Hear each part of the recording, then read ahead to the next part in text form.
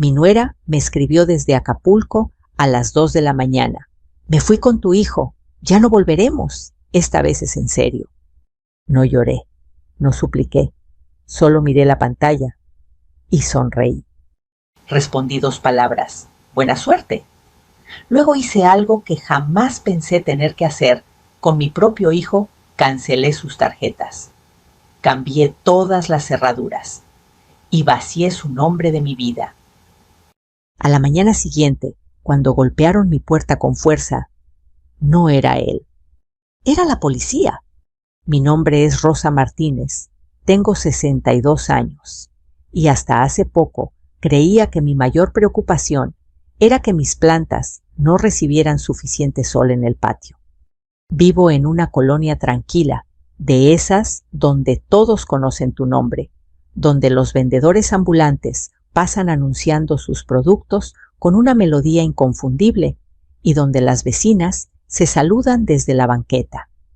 Mi casita es modesta, de paredes color crema, ya un poco desgastadas por el tiempo, pero siempre fue un lugar lleno de calor.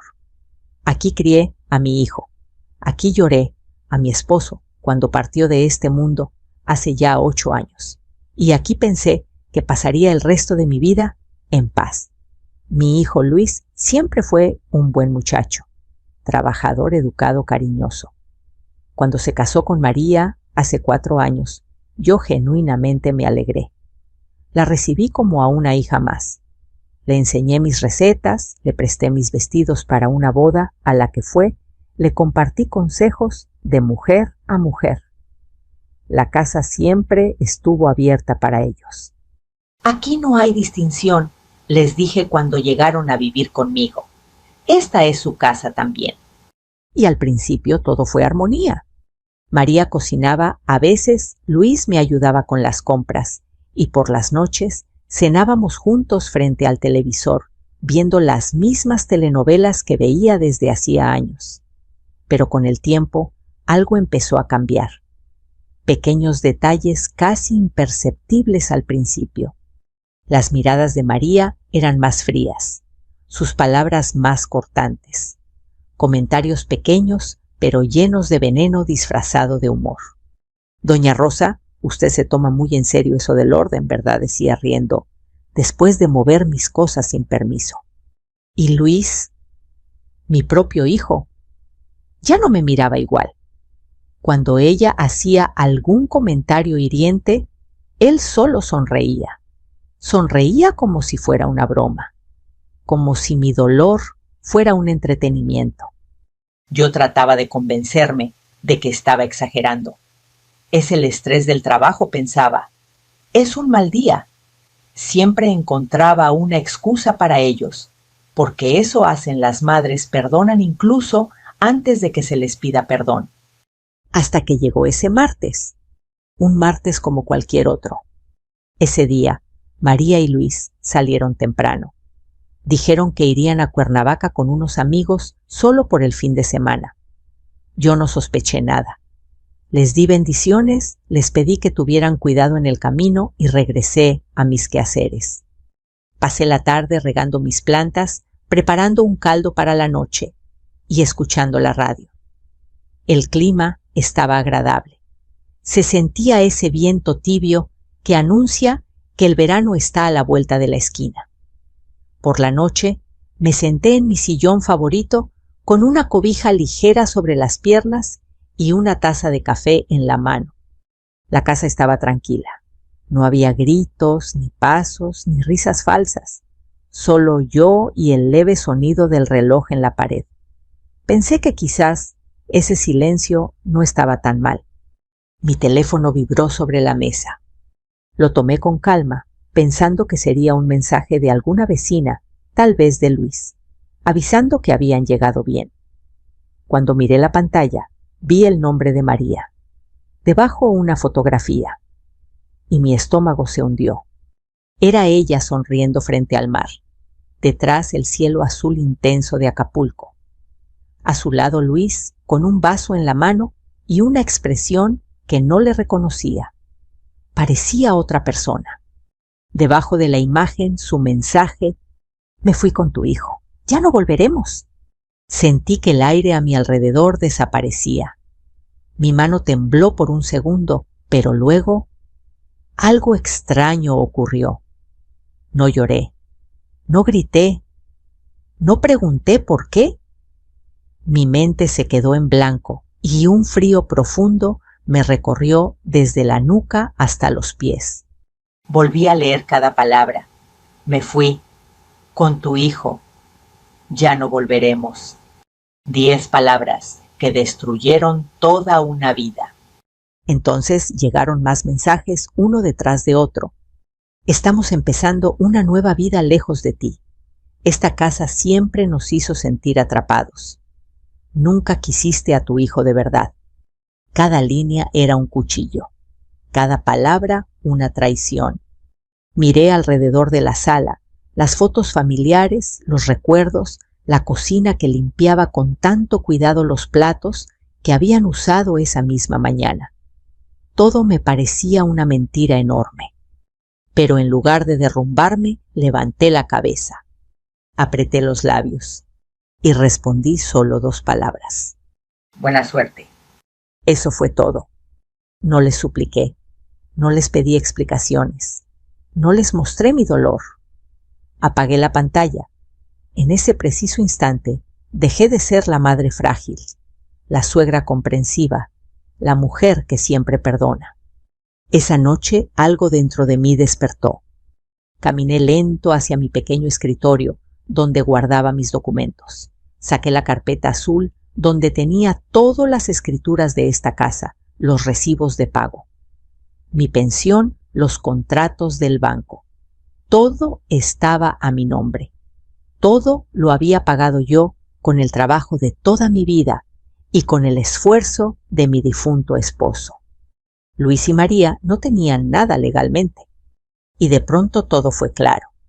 Si ellos habían elegido irse, yo iba a elegir protegerme. Encendí la computadora, entré a mi banca en línea y miré cada movimiento con nuevos ojos. Allí estaban los retiros, que yo no recordaba haber hecho, las compras, que jamás autoricé, las transferencias sospechosas a cuentas que no conocía. María había estado robándome, y Luis lo sabía. Un temblor de rabia me recorrió el cuerpo, pero mis manos se mantuvieron firmes. Uno a uno cancelé todas las tarjetas adicionales, cambié contraseñas, cambié claves, activé alertas de seguridad. Luego tomé mi celular y busqué un número en internet. Cerrajero 24 horas.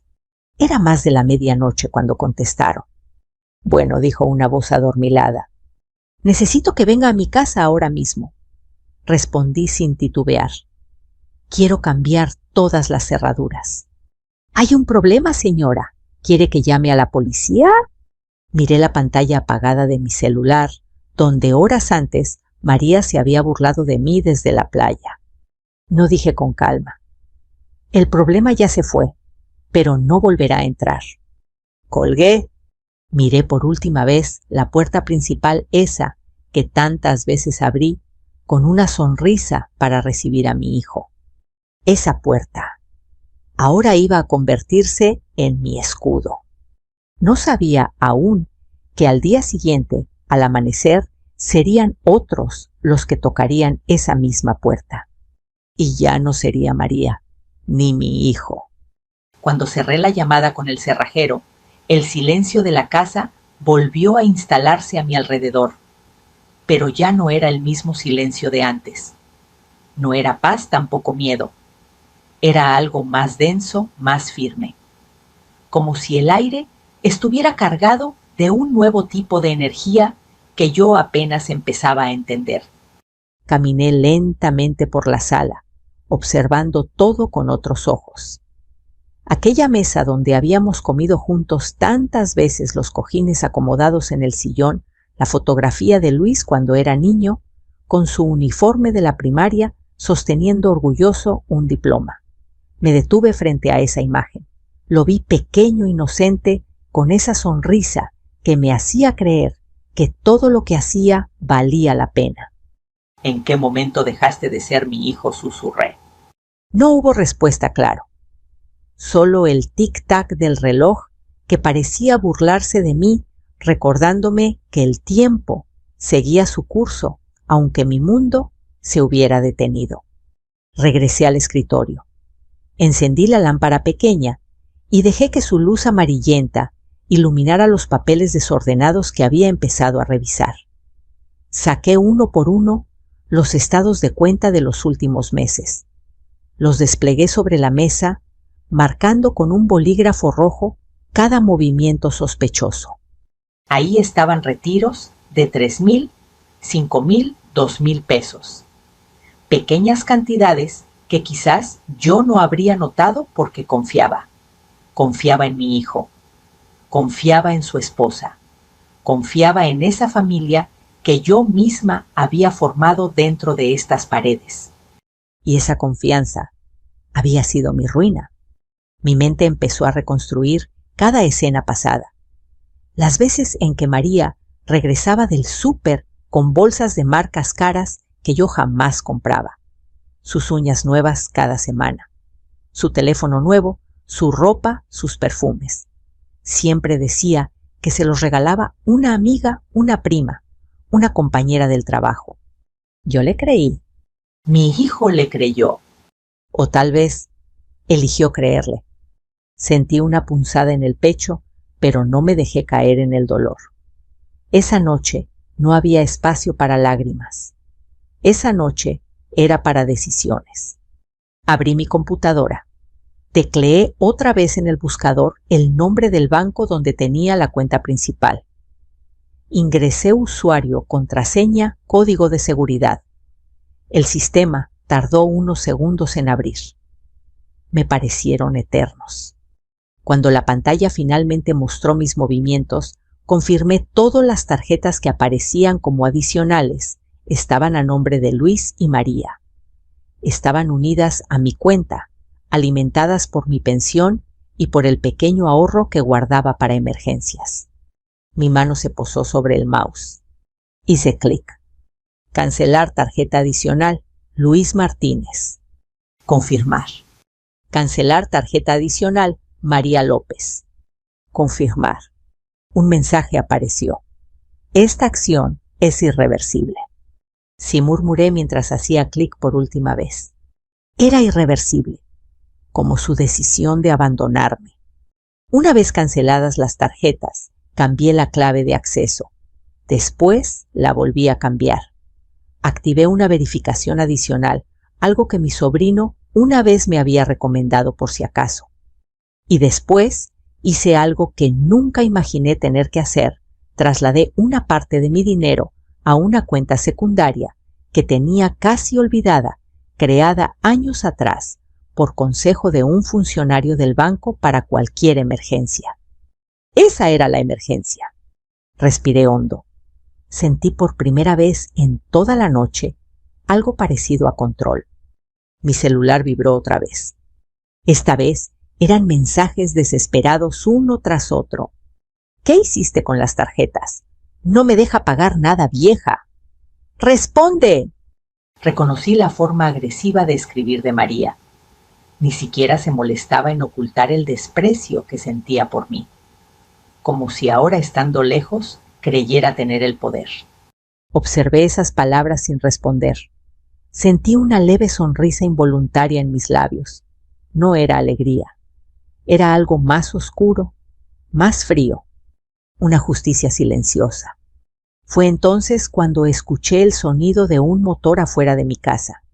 Me asomé por la ventana y vi una camioneta blanca estacionarse frente al portón.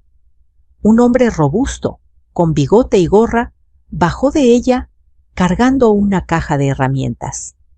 El cerrajero. Abrí la puerta sin miedo. Él me observó de pies a cabeza, quizá tratando de entender la urgencia de aquella mujer mayor que lo había llamado pasada la medianoche. ¿Es aquí, señora? Sí, respondí. Todas las cerraduras. La principal, la del patio y la de la puerta trasera. ¿Y dónde está la otra persona que vive aquí?, preguntó con cautela. Lo miré fijamente sin bajar la vista. ¿Ya no vive aquí? No hizo más preguntas. Mientras trabajaba, el sonido metálico del taladro rompía el silencio de la madrugada.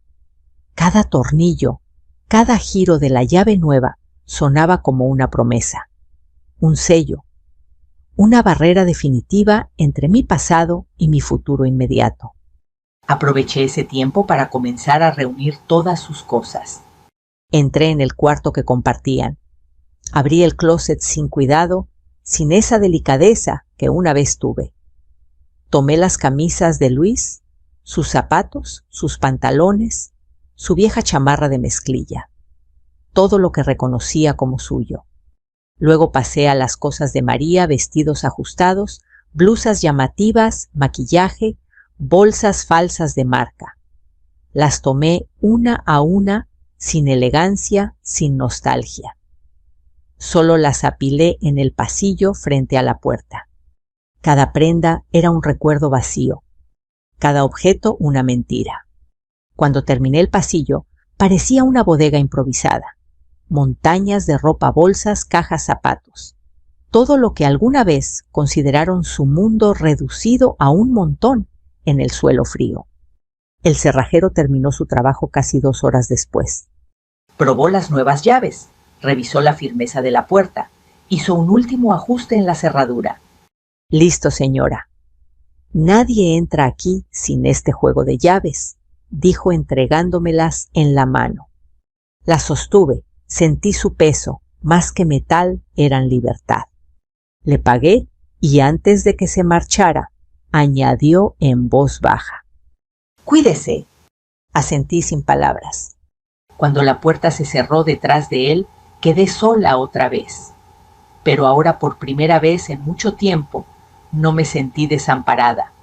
Me sentí protegida por mí misma. Subí a mi cuarto. Me senté en la cama.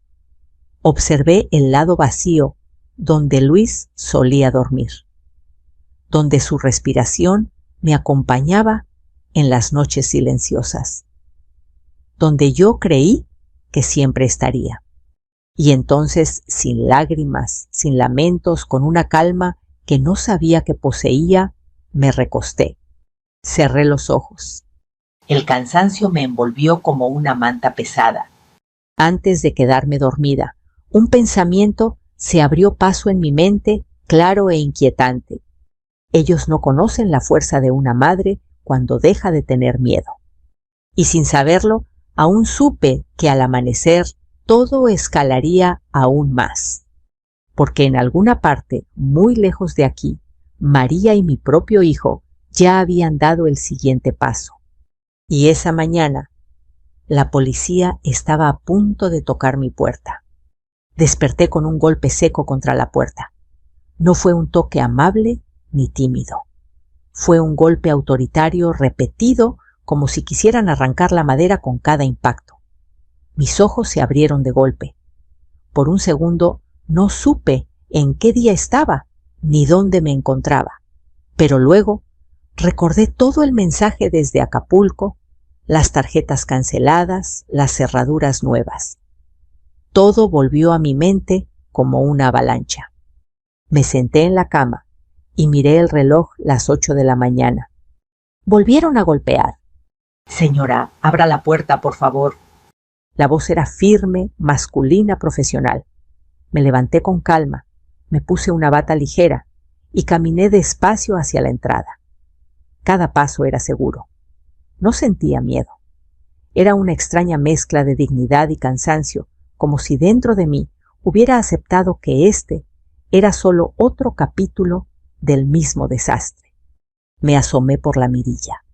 2 policías estaban de pie afuera, uno más joven de rostro serio, el otro mayor, con bigote canoso y ojos atentos que parecían haber visto demasiadas historias como la mía. Respiré hondo y abrí la puerta solo un poco, dejando la cadena puesta. Buenos días, oficiales, dije con calma. ¿En qué puedo ayudarles? El mayor habló primero. ¿Es usted la señora Rosa Martínez? Sí, soy yo. Recibimos un reporte de su hijo Luis Martínez y de su esposa María López. Ellos dicen que usted cambió las cerraduras de la casa de manera ilegal, que les bloqueó sus tarjetas y que se quedó con dinero que no le pertenece. Lo escuché sin cambiar de expresión. Ni una ceja levanté, ni un gesto de sorpresa. —¿Puedo pasar, señora? —preguntó luego el oficial joven. Claro, respondí quitando la cadena y abriendo por completo. —Adelante. Ambos entraron y miraron alrededor con discreción, evaluando la escena. Vieron el montón de ropa y pertenencias apiladas en el pasillo. No tocaron nada. Todo eso es de ellos, aclaré.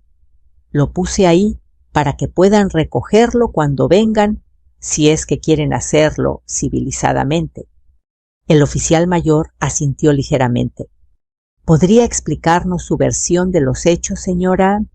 Los invité a sentarse en la pequeña mesa del comedor. Fui a la cocina y serví café.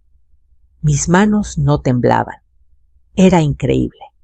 Parecía que todo el temblor se había quedado en el pasado. Mire, oficiales. Comencé cuando regresé. La casa donde estamos ahora es mía. Está a mi nombre desde hace más de 20 años. La compré con mi esposo, que en paz descanse mucho antes de que mi hijo se casara. Aquí tengo las escrituras. Fui por la carpeta azul y la abrí frente a ellos. El papel ya estaba envejecido, pero claro y legible. Luis y su esposa vivían aquí por decisión mía, no por derecho legal. Nunca estuvieron en la escritura.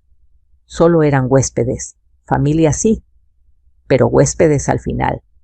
El policía joven hojeó los documentos con cuidado mientras el mayor me observaba en silencio. Entonces, ¿por qué dice su hijo que usted cambió las cerraduras de su propia casa? No pude evitar una ligera sonrisa amarga. Porque ayer por la noche recibí este mensaje y contesté. Tomé mi teléfono y les mostré la pantalla. Allí estaba la foto María, sonriendo desde Acapulco, Luis, a su lado, una bebida en la mano.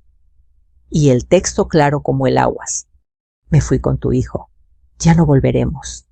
Ambos oficiales se inclinaron para leer mejor. Después de eso continué. Empezaron a llegarme mensajes insultantes. Y también descubrí que durante meses estuvieron usando mi dinero sin permiso. Eran tarjetas adicionales ligadas a mi cuenta. Yo solo cancelé lo que era mío. El oficial mayor levantó la vista lentamente. ¿Tiene pruebas de esos movimientos? Me levanté otra vez y tomé los estados de cuenta que había dejado marcados sobre el escritorio. Se los puse enfrente, señalando con el dedo las cifras. Todo está aquí. Cada retiro, cada compra. Yo no estuve en esas tiendas. No fui a esos restaurantes. Ellos lo hicieron mientras yo pensaba que era dinero del súper. Se hizo un silencio pesado. El oficial joven miró al otro incómodo. Entonces, señora, legalmente usted tiene todo el derecho de cancelar esas tarjetas. Lo sé. Y también tiene derecho de cambiar las cerraduras, si la propiedad es suya, agregó el mayor. También lo sé, respondí. Pero ellos creen que pueden hacer conmigo lo que quieran, solo porque soy su madre, solo porque soy una mujer mayor. Eso se acabó. Hubo un momento de respeto en el silencio. Entonces la radio del oficial mayor empezó a crepitar. Unidad 14. ¿Qué situación hay en la dirección reportada? El oficial tomó el micrófono sin apartar los ojos de mí. Aquí no hay delito en proceso. La residencia pertenece a la señora. Los denunciantes no tienen derechos legales sobre la propiedad. No vamos a forzar ninguna entrada. Una voz alterada comenzó a escucharse al otro lado de la línea. Yo reconocí de inmediato ese tono, incluso sin ver el rostro. Luis, es mentira, es mi casa. Ella me está robando. Tienen que entrar ahora. El oficial suspiró. Señor Martínez, cálmese. Su madre nos ha presentado documentos legales donde se establece que usted no es propietario. Esto es un asunto civil, no penal. Le sugiero que contacte a un abogado. Hubo un grito ahogado lleno de rabia y luego la transmisión se cortó. El policía joven negó con la cabeza. Lo siento mucho, señora, murmuró. No todos los hijos saben respetar. Lo miré fijamente. Lo sé. Los oficiales tomaron nota de todo. Hicieron un pequeño informe en su libreta. El mayor finalmente dijo: por precaución, le sugerimos que no tenga contacto directo con ellos por ahora. Si intenta entrar por la fuerza, vuelva a llamarnos. Usted está en su derecho. Gracias, respondí. Y no se preocupen. Ya no pienso abrirle a nadie que no merezca cruzar esa puerta. Se levantaron para retirarse. Antes de salir, el más joven no pudo contener una expresión de asombro. Es usted más fuerte de lo que muchos creen, señora. Asentí levemente. Solo soy una madre que dejó de permitir que la lastimen. Justo cuando la patrulla empezó a desaparecer al final de la calle, vi un taxi detenerse más adelante. Del lado izquierdo bajaron Luis y María. Sus rostros estaban pálidos, tensos, consumidos por la ira y la humillación. Lo supe en el corazón. Ese no era el final. Apenas era el comienzo. Y cuando ellos se acercaban de nuevo a mi casa, entendí que lo más difícil todavía estaba por venir. Los vi bajarse del taxi, como si estuviera viendo una escena que ya conocía. Luis salió primero con la camisa arrugada y los ojos hinchados. Detrás venía María despeinada, pero con la barbilla en alto. Luego aparecieron doña Petra, su madre, y mi hermana Teresa. Venían en fila como un pequeño jurado, dispuesto a dictar sentencia frente a mi puerta. Se acercaron murmurando. Alcancé a oír pensión y pobre Luis. Me quedé en medio de la sala derecha con las manos entrelazadas. No iba a esconderme. Los golpes llegaron secos. «Rosa», gritó Teresa, «¡abre!». Luego la voz de Luis. «Mamá, abre la puerta». Respiré hondo, caminé y abrí sin poner la cadena, pero solo hasta la mitad. Me planté en el marco. «Buenos días», dije. Los cuatro se quedaron frente a mí. Luis con rabia y vergüenza, María con desprecio, doña Petra con los brazos cruzados, Teresa con gesto severo. «Bueno», se burló María, «nos dejaste sin un peso en Acapulco. ¿Eso te parece buenos días?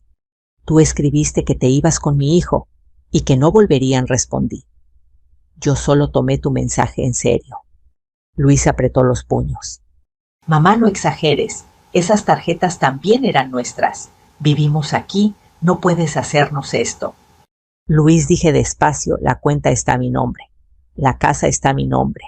Ustedes vivían aquí porque yo quise, no porque les tocara». Teresa intervino poniendo la mano en el hombro de Luis. «Rosa, son jóvenes. Cometieron un error. Pero son tu familia. ¿Era necesario llegar a esto?». Doña Petra dio un paso al frente. «Yo siempre supe que era controladora», dijo. «No deja que su hijo crezca. María me contó que hasta le revisa en qué se gasta cada peso. Si tan mal se sentían, nadie los obligó a quedarse», contesté. «Curioso que nunca se fueron mientras podían usar mis tarjetas». Señalé el montón de cajas y bolsas en el pasillo. «Ahí están sus cosas. Tienen 1 hora para llevárselas. Después, lo que quede, lo dono». «¿Nos estás corriendo?», preguntó María. «Ustedes se fueron». Primero respondí. «Solo estoy poniendo en orden la casa que abandonaron por WhatsApp». Luis bajó la mirada un segundo. Luego la levantó con terquedad. «Nada de esto hubiera pasado si no fueras tan controladora», dijo. «Tú tienes pensión. No te hace falta tanto. Compartir no te va a matar». Sus palabras me dolieron más que el mensaje desde Acapulco. «Lo que me mata», contesté, «es que pienses que todo lo que trabajé vale menos que tus caprichos de empezar algo nuevo con mi dinero». Los dejé entrar solo hasta el pasillo. Verlos cargar sus propias cosas fue extraño: cajas con ropa, una televisión, una bolsa llena de zapatos. Ninguno agradeció que todo estuviera doblado. Pasaban junto a mí sin mirarme. En uno de esos viajes, Teresa se acercó. «Te lo digo por tu bien», susurró. «Vas a terminar sola. La gente habla». «La gente siempre habla», respondí. «Pero cuando tú necesitaste casa, yo abrí la puerta. Cuando mamá se enfermó, yo dejé de trabajar. Ahora que pongo un límite, resulta que la mala soy yo». Teresa suspiró y se apartó.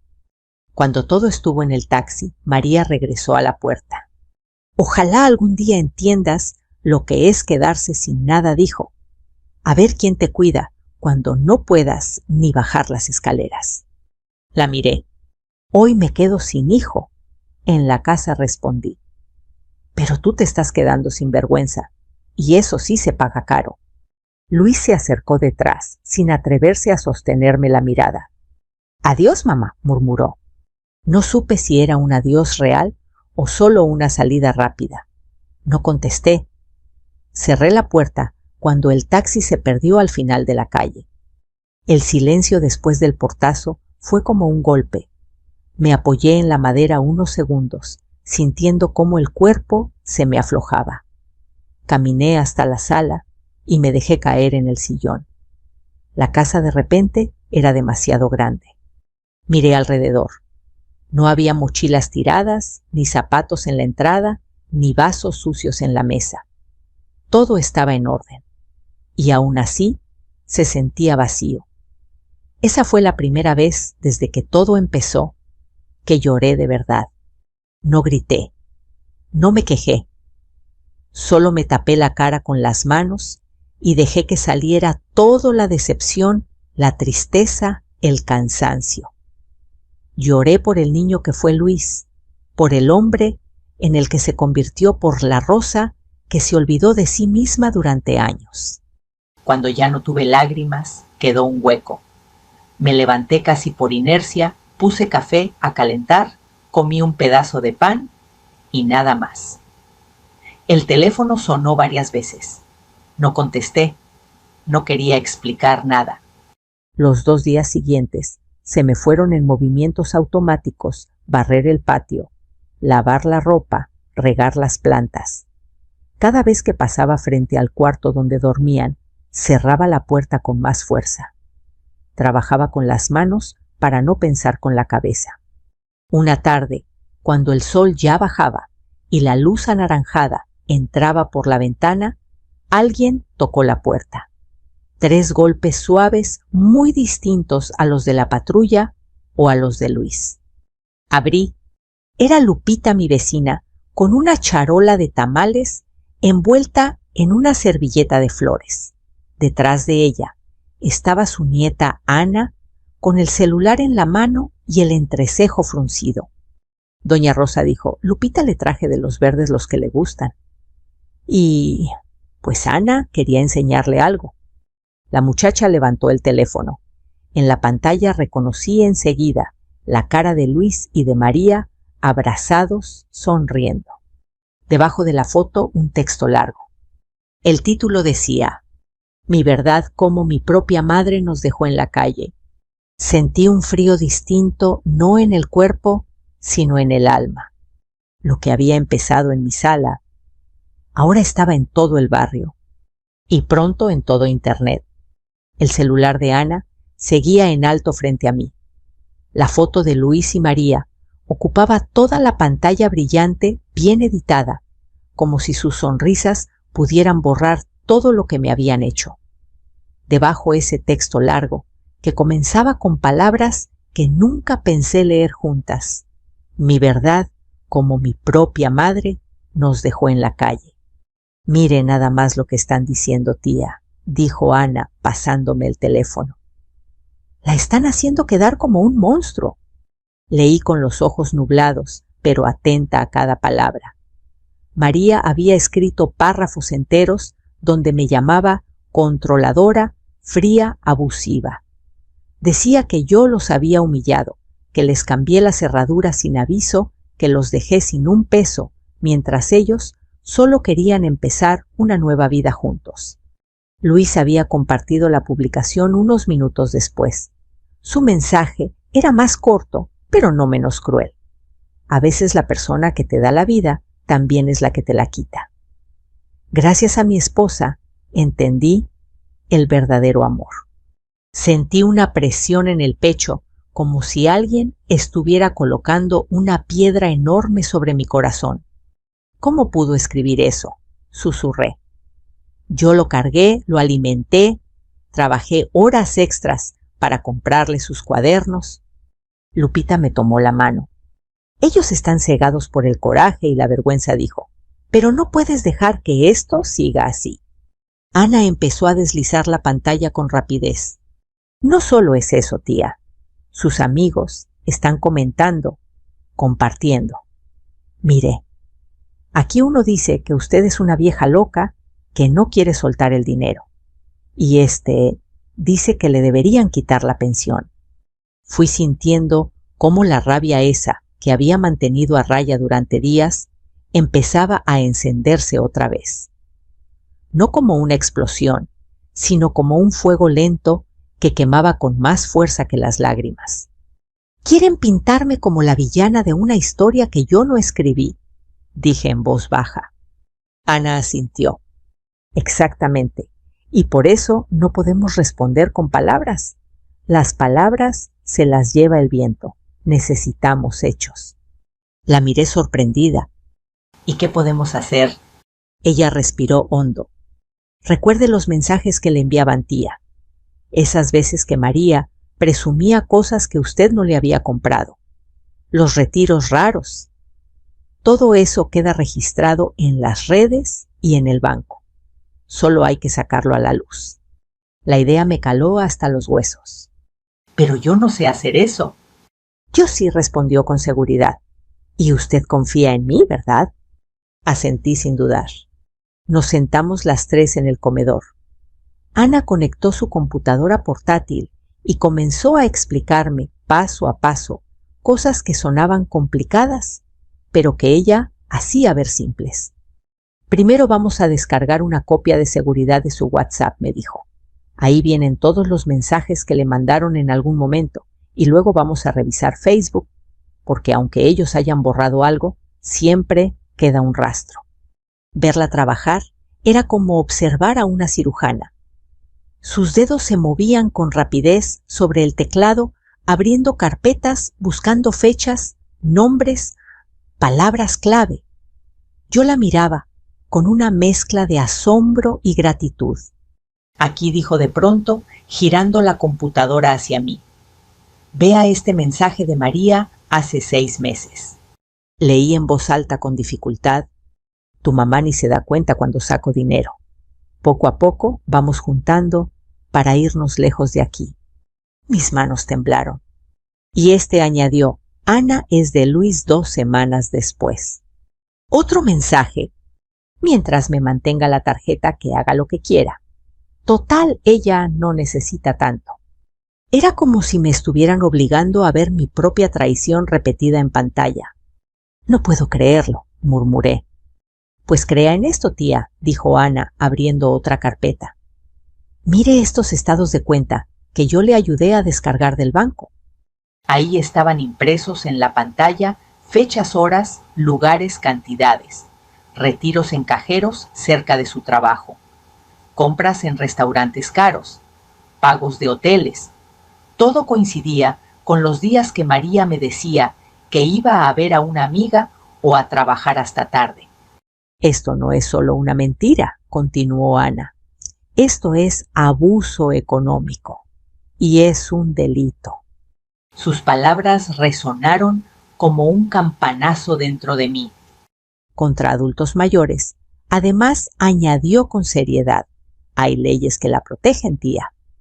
Usted tiene derechos, aunque ellos quieran pintarla como una vieja inútil». Me quedé en silencio unos segundos. Después levanté la cabeza. «¿Qué hacemos ahora?». Ana cerró la laptop suavemente. Ahora no vamos a pelear como ellos. Ahora vamos a mostrar la verdad, solo la verdad.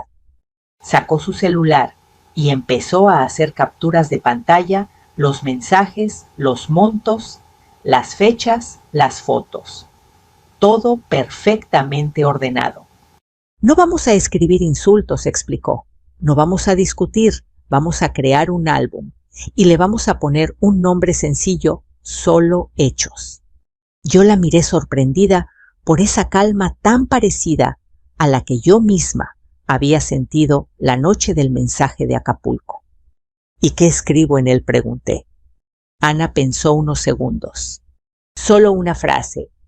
No voy a discutir con nadie. Aquí están las fechas y las cantidades. Nada más. Me quedé viendo esas palabras. Nada más. No había gritos. No había explicaciones largas. Solo pruebas. Esa misma noche publicamos el álbum. Cada imagen, cada estado de cuenta, cada mensaje con hora y fecha. Uno tras otro, sin adornos, sin emociones, solo realidad. Cerré la computadora. Mi teléfono comenzó a vibrar minutos después. Una y otra vez. Mensajes, notificaciones, llamadas. No abrí nada.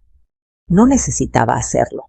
Sabía exactamente lo que estaba pasando en toda la colonia, en toda la familia, en todas esas pantallas que antes habían usado para atacarme. La verdad había salido a la luz, y esta vez no la podían borrar. Cuando por fin miré mi teléfono horas después, había un mensaje nuevo. No era de Luis, no era de María, era de una mujer cuyo nombre no conocía. Soy abogada. Trabajo con casos de violencia contra adultos mayores. Si desea asesoría gratuita, contácteme. Leí su nombre completo, licenciada Jimena Ortega. Una sonrisa lenta y triste cruzó mi rostro. Aquel martes común se había convertido en una batalla, y yo acababa de encontrar a mi aliada para la siguiente ronda. En ese momento supe que pronto volveríamos a vernos en un lugar donde nadie podía mentir el juzgado. 3 días después de haber publicado el álbum Solo Hechos mi vida, volvió a cambiar de rumbo. Esta vez no fue un mensaje, ni una llamada agresiva, ni un golpe en la puerta. Fue un sobre Manila deslizado bajo mi portón metálico pesado, oficial frío como una sentencia.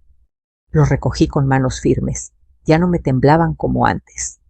En la esquina superior izquierda estaba claramente impreso Tribunal de lo Familiar. Llegó, murmuré para mí misma. Entré a la casa, me senté en la mesa del comedor. Abrí el sobre con un cuchillo pequeño y leí en silencio la citación.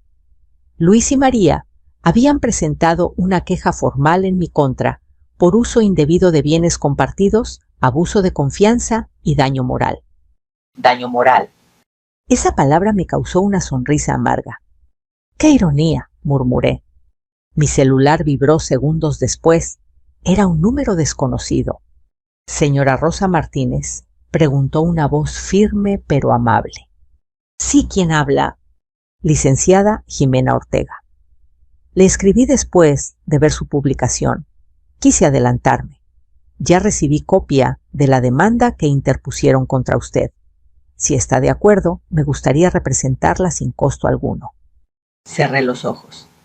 Por primera vez en días, sentí alivio real. Acepto, respondí sin dudar. Dígame qué tengo que hacer. 2 días más tarde, caminaba junto a Jimena por las frías escaleras del juzgado. Ella era más joven de lo que imaginé, pero caminaba con una seguridad que imponía respeto. Traía una carpeta gruesa bajo el brazo y una calma contagiosa en el rostro.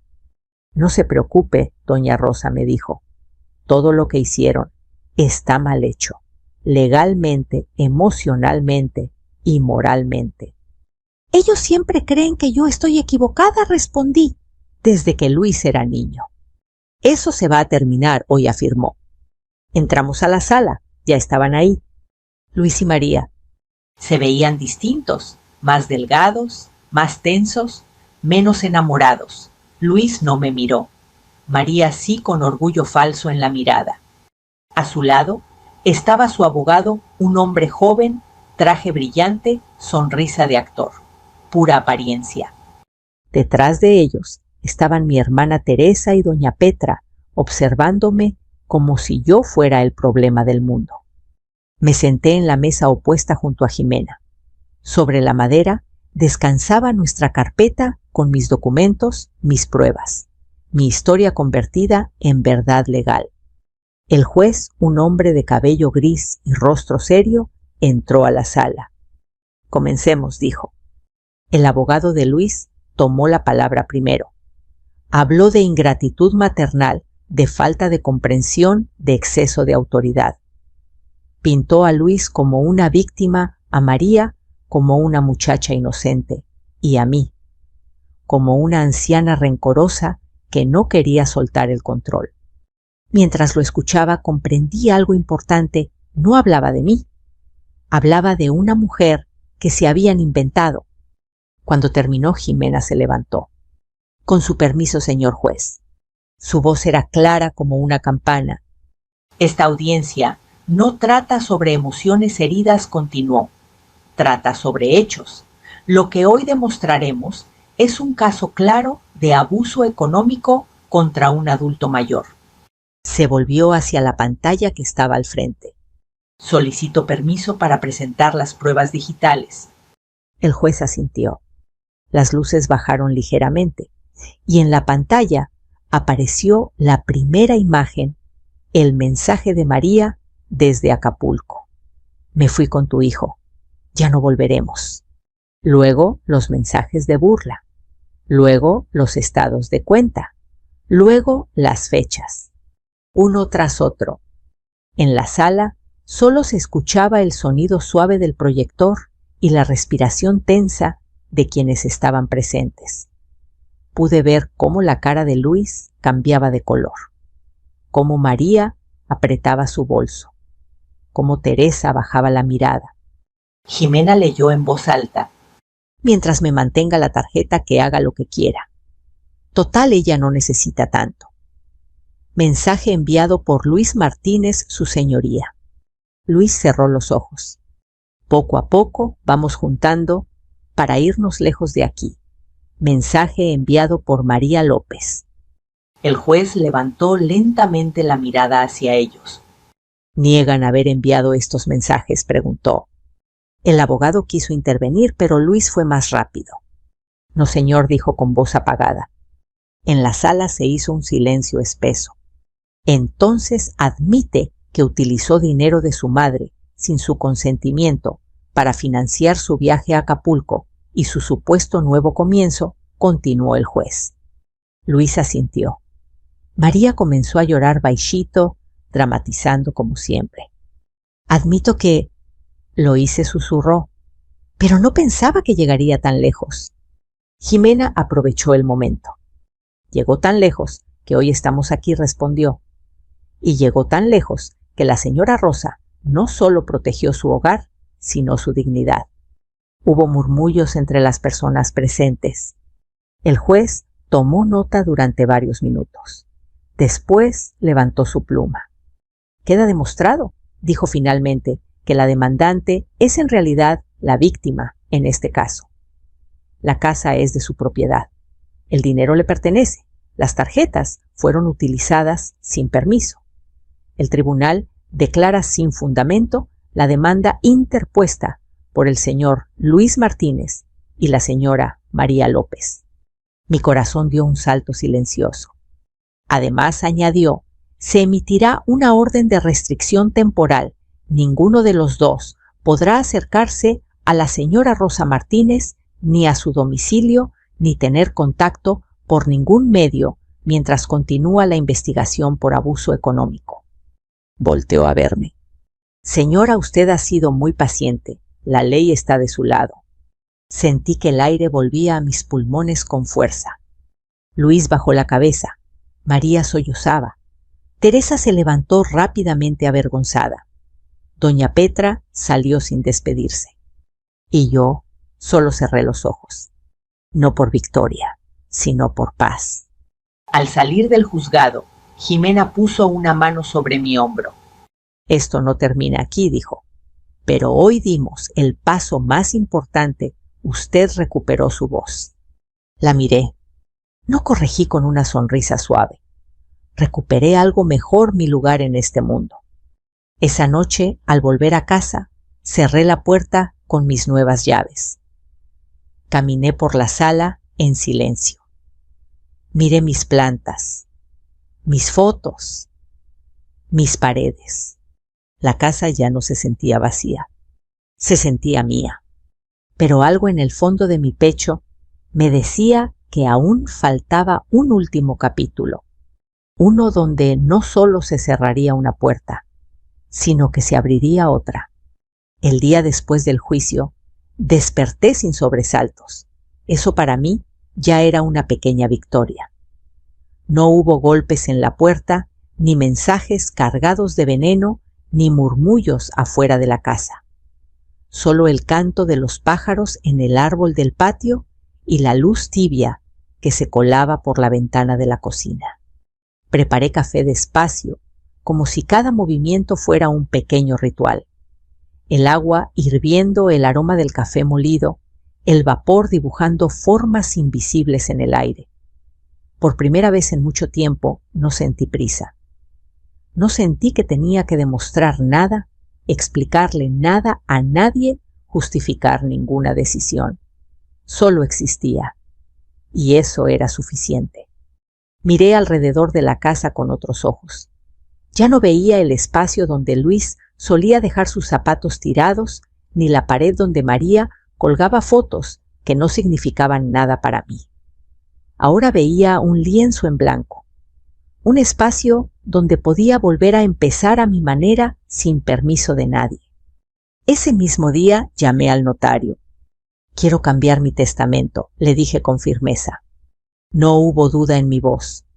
Quería asegurarme de que lo poco o mucho que yo tenía estuviera destinado a decisiones tomadas con calma, no bajo presión, culpa o miedo.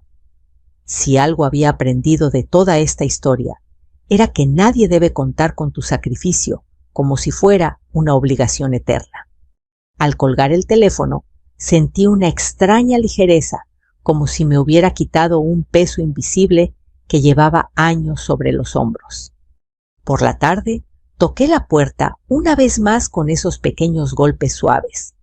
Esta vez no era la policía, era Lupita. Doña Rosa, ¿puedo pasar un momentito? Sonreí. Claro que sí. Entró con su sonrisa de siempre y un pequeño paquete envuelto en papel de colores. Le traje una velita para la Virgen, dijo. A veces no sabemos por qué pasan las cosas, pero siempre hay que agradecer que siguen pasando. La abracé sin palabras, agradeciendo no solo la vela, sino la amistad, la compañía, el cariño que no se compra ni se exige. Después de que se fue, encendí la pequeña vela en un rincón tranquilo de la sala. No pedí nada, solo di gracias. Gracias por haber despertado, por haber resistido, por haber elegido esta vez elegirme a mí. Los días comenzaron a fluir de otra forma. Regresé a mi rutina de ir al mercado, cuidar mis plantas, leer en las tardes, sentarme en el patio con una taza de té. La gente empezó a saludarme con más respeto. Algunos vecinos, que se habían mantenido en silencio, ahora me dirigían miradas de admiración, incluso de orgullo. Y en cuanto a Luis, ya no supe nada más. No llamó, no escribió, no apareció. Mejor así, porque hay heridas que no necesitan volver a abrirse aunque duelan. Un domingo cualquiera, mientras barría la banqueta frente a mi casa, un niño en bicicleta se detuvo frente a mí. Señora, ¿usted es la que salió en internet? Me preguntó con curiosidad inocente. Tal vez respondí sonriendo. ¿Eso es bueno o malo? Mi mamá dijo que usted es valiente, contestó. Ese comentario tan simple, tan puro, me tocó más que todas las disculpas que jamás recibí. Esa noche, mientras me acomodaba en la cama, pensé en todo lo que había pasado desde aquel mensaje desde Acapulco. El dolor, la humillación, la sorpresa, la rabia, pero también la fortaleza, la claridad, el resurgir. Comprendí algo profundo. A veces no te rompen para destruirte. Te rompen para que descubras de qué estás hecha. La historia no me dejó vacía, me dejó libre. Libre de culpas que no eran mías. Libre de cargar a quienes no me respetaron. Libre para volver a empezar, aunque fuera sola. Y mientras cerraba los ojos, sentí en el pecho una paz que nadie jamás me pudo dar, ni nadie me podrá quitar. Si esta historia tocó tu corazón, si alguna vez has sentido que tu propia familia te ha fallado, quiero leerte. Déjame un comentario aquí abajo y cuéntame desde qué ciudad nos estás escuchando. Tu historia también importa, tu voz también cuenta. Si quieres seguir acompañándome en más relatos de Fuerza Dignidad y segundas oportunidades, suscríbete al canal y no te pierdas ninguno de los próximos episodios. Cada día compartimos historias que nos recuerdan que siempre es posible volver a empezar. Gracias por escucharme y por acompañarme hasta el fin. Olvidar el sonido de sus tacones contra el piso de mi sala. Tac, tac, tac. Era un sonido que no había escuchado en casi 10 años. Levanté la vista lentamente con el corazón golpeando contra mis costillas y ahí estaba ella, Lucía, mi nuera. La mujer que una tarde me dejó a sus 2 hijas en la puerta diciendo que iría a una entrevista de trabajo y nunca regresó. Ahora estaba de pie frente a mí, con los brazos cruzados, mirándome como si yo fuera la villana de su historia. Vengo por lo que es mío, dijo con frialdad, y también por el dinero que me debes. En ese instante supe que todo lo que guardé durante años estaba a punto de cambiarlo todo. Me llamo Teresa Hernández y tengo 70 años. Mis manos están llenas de arrugas, mis huesos ya no responden como antes, y aún así, en ese momento me sentí más fuerte que nunca, porque frente a mí no estaba una madre arrepentida, estaba una mujer que venía con cuentas pendientes y con una mentira preparada. Atrás de ella, casi escondidas por la puerta, estaban mis 2 nietas, Camila de 13 años y Sofía de 9, las mismas que yo había criado desde que usaban pañales, las mismas que me llamaban mamá cuando tenían pesadillas, las mismas que llevaba cada mañana a la escuela con una lonchera preparada con amor, aunque a veces solo hubiera frijoles y un pedacito de pan. ¿Qué dices que te debo, Lucía?, pregunté, intentando que mi voz no temblara. Ella levantó la barbilla desafiante. Me debes todo lo que me quitaste a mis hijas, me quitaste mi vida, y ahora vas a pagarme. Sentí un escalofrío recorrerme la espalda, pero en lugar de gritar, de llorar o de insultarla, simplemente respiré hondo, porque en mi interior sabía algo que ella olvidó hace mucho tiempo. Yo no le he quitado nada, ella lo dejó todo. Mi mente viajó sin permiso a aquella tarde que marcó el comienzo de todos. Era un martes caluroso de junio. El sol caía sobre las paredes de mi casa de lámina y cemento y yo acababa de terminar de tender la ropa en el patio cuando escuché que tocaban la puerta con desesperación. ¡Suegra! ¡Abra, por favor!, gritó una voz conocida. Cuando abrí, ahí estaba Lucía. Tenía el cabello desarreglado, los labios secos y los ojos llenos de ansiedad. Frente a ella, mis 2 nietas Camila, de apenas 3 años, con una muñeca sucia apretada contra su pecho, y Sofía, que todavía no cumplía 1 año envuelta en una cobija manchada de leche. ¿Qué pasó, mija?, le pregunté alarmada. ¿Dónde está Ricardo? ¿Qué tienen las niñas? Voy tarde a una entrevista de trabajo, respondió rápidamente. Me surgió una oportunidad increíble, suegra. Un trabajo bueno, con seguro con todo, pero no puedo llevarlas. Por favor, cuídelas unas horas, nada más unas horas. En cuanto salga de la entrevista, vengo por ellas. Lo prometo. Sus manos temblaban cuando me entregó a la bebé. La tomé en brazos y sentí lo flaquita que estaba, lo caliente que tenía la frente. Están bien, insistí. Sofía me quema. Parece que tiene fiebre. Es nada más un resfriado, respondió, evitando mirarme a los ojos. Se le pasará. Por favor, solo unas horas. Si no voy, pierdo esta oportunidad. ¿Sí me ayuda? En la mejilla le caían gotas que no supe si eran sudor o lágrimas. Quise creer. Quise pensar que era una madre desesperada tratando de salir adelante. Le abrí la puerta y la dejé entrar. Le ofrecí un vaso de agua, pero miró el reloj y negó con la cabeza. No tengo tiempo. Regreso antes de las 6, se lo juro. Le di un beso en la frente a Camila, acaricié la mejilla de la pequeña Sofía y vi cómo Lucía salía casi corriendo sin mirar atrás. Nunca imaginé que esas serían las últimas palabras que le escucharía por 8 largos años. Pasaron las 6, luego las 7, luego las 9 de la noche.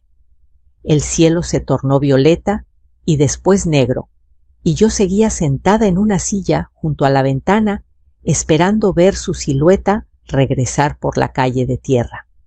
Camila empezó a llorar. Quiero a mi mamá, decía con voz temblorosa. Sofía no dejaba de quejarse por la fiebre. Le puse paños fríos en la frente. Busqué entre mis cajones algún jarabe viejo, algo para bajarle la temperatura. Mi corazón se apretaba a cada minuto que pasaba.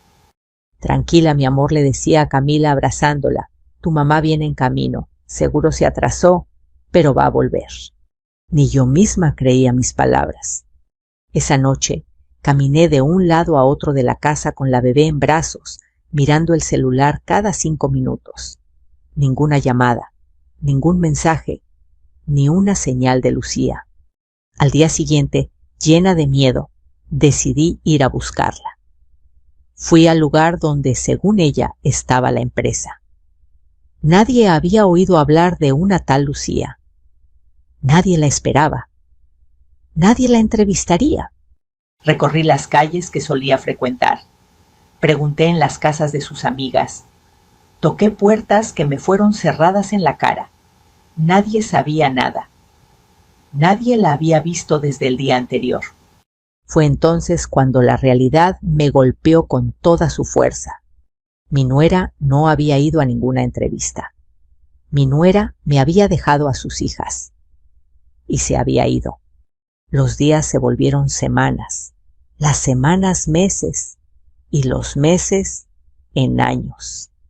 Tuve que aprenderlo todo de nuevo, cómo dar una mamila en la madrugada, cómo calmar pesadillas, cómo lavar ropa pequeñita, cómo preparar loncheras escolares, cómo estirar 4 tortillas para que alcanzaran para 3 personas. Vendí mis aretes de oro, mi anillo de matrimonio, hasta la cobija fina que guardaba para el frío.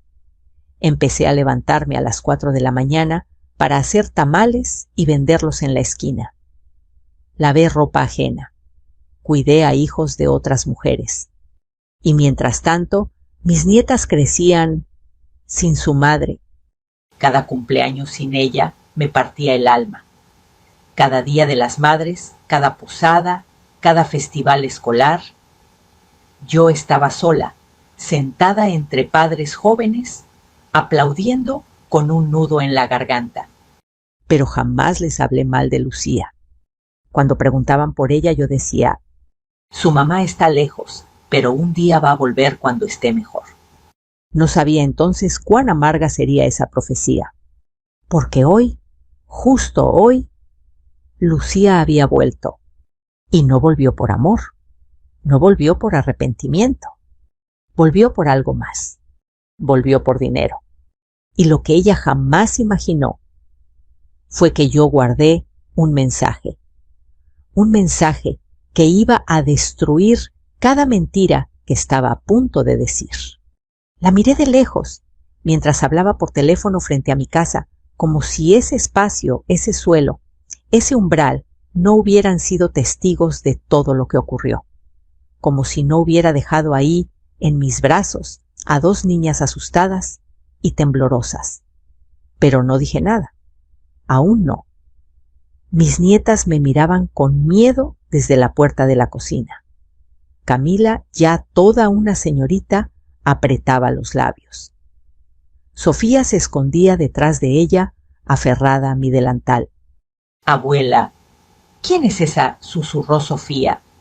Tragué saliva. «Es alguien del pasado, mi amor». Lucía colgó la llamada y se acercó unos pasos más. Su perfume fuerte y artificial invadió el aire. Nada que ver con el olor dulce de las niñas, con el aroma del café recién hecho o de los frijoles hirviendo en la estufa. «¿Vas a dejarme ahí parada o me vas a invitar a pasar?», preguntó con una sonrisa falsa. «Di lo que viniste a decir y luego te vas», respondí en voz baja, firme. Mis nietas no necesitan escuchar mentiras. Sus ojos recorrieron la casa. El piso gastado, las paredes con pintura descascarada, el pequeño comedor y las fotos viejas en la pared. «Vaya, así que aquí crecieron», murmuró. «Más humilde de lo que imaginaba». «Más digno de lo que mereces», le respondí sin pensar. Su sonrisa desapareció por un segundo, pero pronto volvió. Sacó su celular, lo agitó ligeramente frente a mí. «No vengo a pelear, suegra. Vengo a resolver algo que se demoró demasiado. Me contaron que recibiste apoyos por mis hijas durante años. Dinero del gobierno, becas, ayuda social. Ese dinero era mío, Teresa, y ahora vengo por él». Sentí un nudo formarse en mi estómago. «Ese dinero fue para ellas», le dije, «para comprarles zapatos, cuadernos, medicina cuando tenían fiebre, mientras tú estabas desaparecida». «No me importa cómo lo usaste», contestó con frialdad. «Yo soy su madre. Legalmente, el dinero me corresponde a mí. Además», bajó la voz, «alguien me dijo que una señora como tú no podía ser tutora sin mi permiso». Apreté los puños. Quise gritarle que jamás había enviado un solo peso para ellas, que se había borrado como un fantasma, pero en vez de explotar mi mente, se volvió atrás a todos esos años en los que tuvo el mundo entero para volver, y no lo hizo. Recordé las primeras semanas sin ella, la fiebre de Sofía que no cedía, Camila con pesadillas en medio de la noche, despertando empapada en sudor. «Abuela, mi mamá se fue, no me dejes sola», gritaba abrazándose a mí temblando. La abrazaba, la arrullaba con canciones viejas que mi madre me cantaba a mí. «Aquí estoy. No te voy a abandonar jamás», le prometía.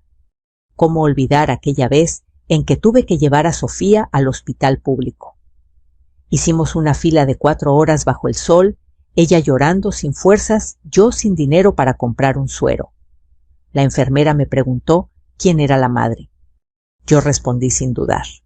Y en ese momento supe que aunque su sangre no fuera mía, mi vida ya estaba atada a esas niñas para siempre. Trabajé hasta que mis rodillas crujieron como ramas secas. Lavé ropa de gente que me trataba como si no existiera. Vendí tamales en las madrugadas. A veces, cuando sobraba uno, lo partía por la mitad para que alcanzara para las 2.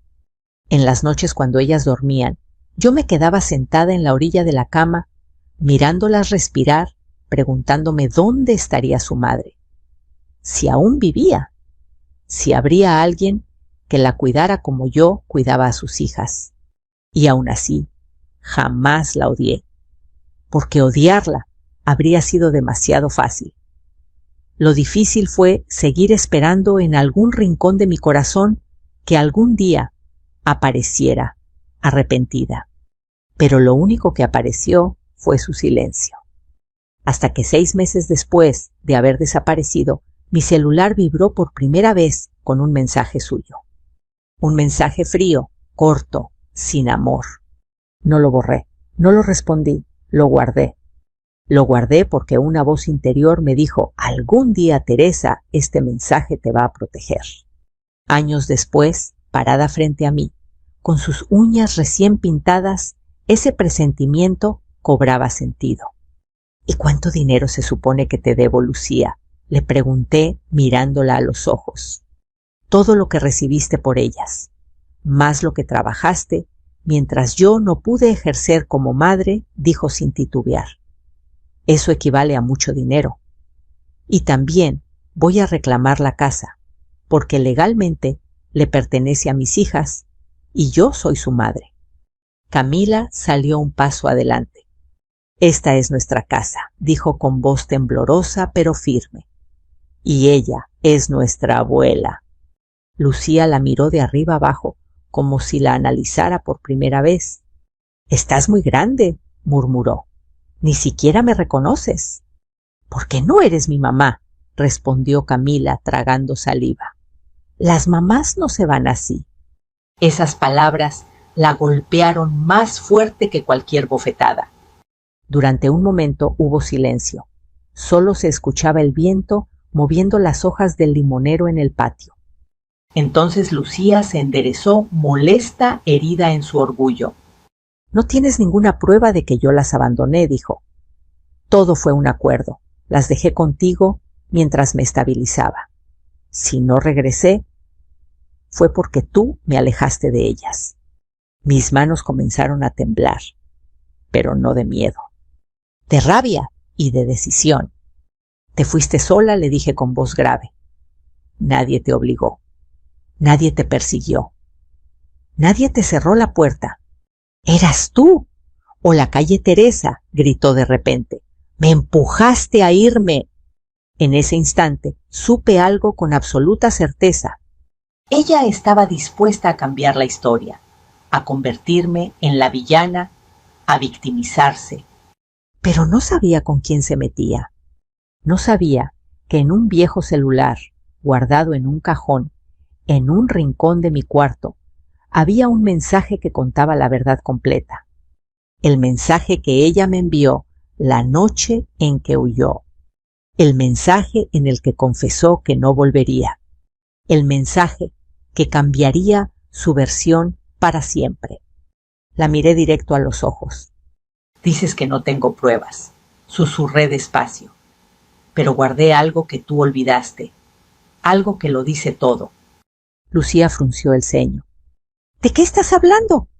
Giré la cabeza hacia la habitación donde guardaba mis cosas más antiguas, mis recuerdos, mis cicatrices.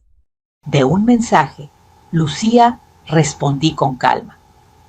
El mensaje que me enviaste la noche en que decidiste no volver por tus hijas. El color se le fue del rostro. Eso no existe, murmuró. Pero en el fondo las dos sabíamos la verdad. Sí existía, y estaba esperando su momento. El silencio se hizo grueso, pesado, como una nube de tormenta detenida justo sobre nuestras cabezas. Lucía me miraba fijamente, pero ahora ya no con arrogancia, sino con una sombra de temor que nunca antes le había visto. Sus labios perfectamente pintados comenzaron a temblar apenas, aunque trató de disimularlo apretándolos con fuerza. No sé de qué hablas, Teresa, dijo con una risa nerviosa. Seguramente estás confundida. Han pasado muchos años. Tu memoria ya no es la misma. Esa frase dicha con desprecio fue como una bofetada. No por ofenderme, sino por recordarme todas las noches de insomnio en las que pedía a Dios no olvidar nada importante. Y vaya que no lo había hecho. ¿Mi memoria funcionó demasiado bien para criar a tus hijas?, le respondí. También funcionó muy bien para guardar tus palabras. Miré de reojo a Camila y a Sofía. Ellas observaban todo con los ojos grandes, llenos de una mezcla de miedo, rabia y curiosidad. Habían aprendido desde pequeñas a no interferir, a escuchar en silencio, como si la vida misma les hubiera enseñado a leer el peligro. «Abuelita», susurró Sofía, «tú dijiste que no era importante recordar lo feo».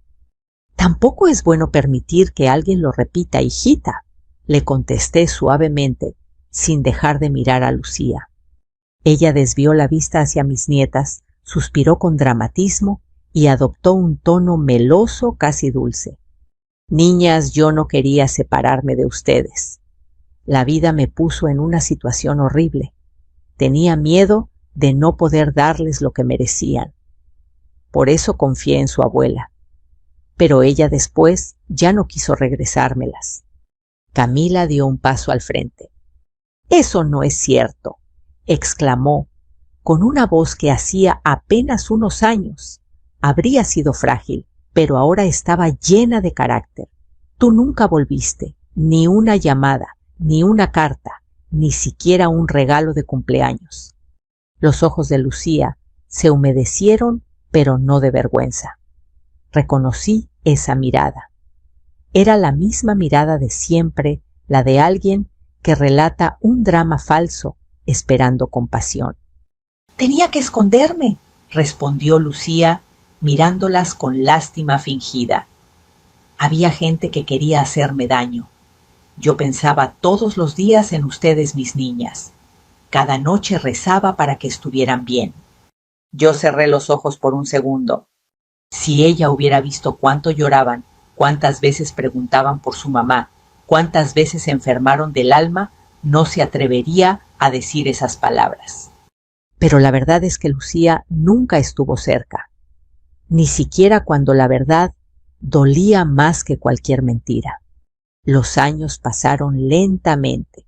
La vida se volvió rutina: levantarme antes del amanecer, preparar tamales, calentar café de olla, despertar a las niñas, peinar sus cabellos aún desordenados por el sueño, revisar que llevaran sus cuadernos completos.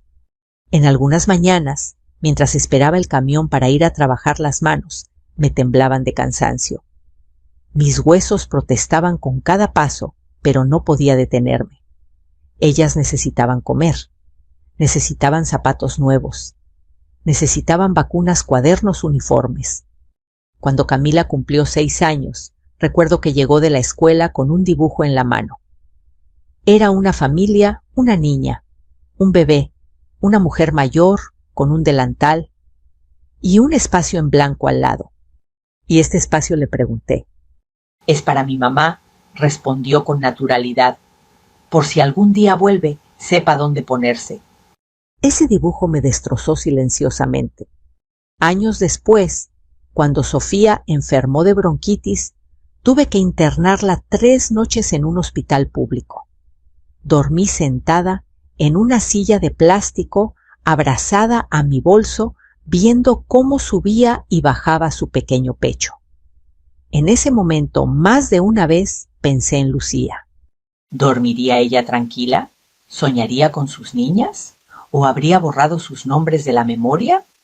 En ese hospital me pidieron firmar un documento. Minutos después, una trabajadora social me preguntó: ¿Usted es la madre?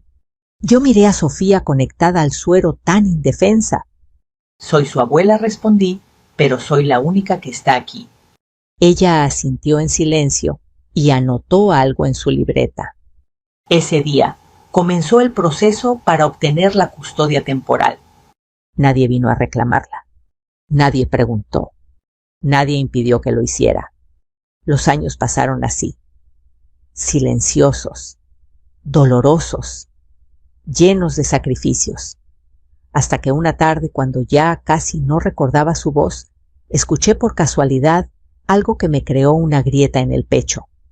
Mi vecina doña Marta vino corriendo una noche. Teresa, supe algo de tu nuera, dijo con cuidado. Vive en el norte, con un hombre, tiene otro hijo.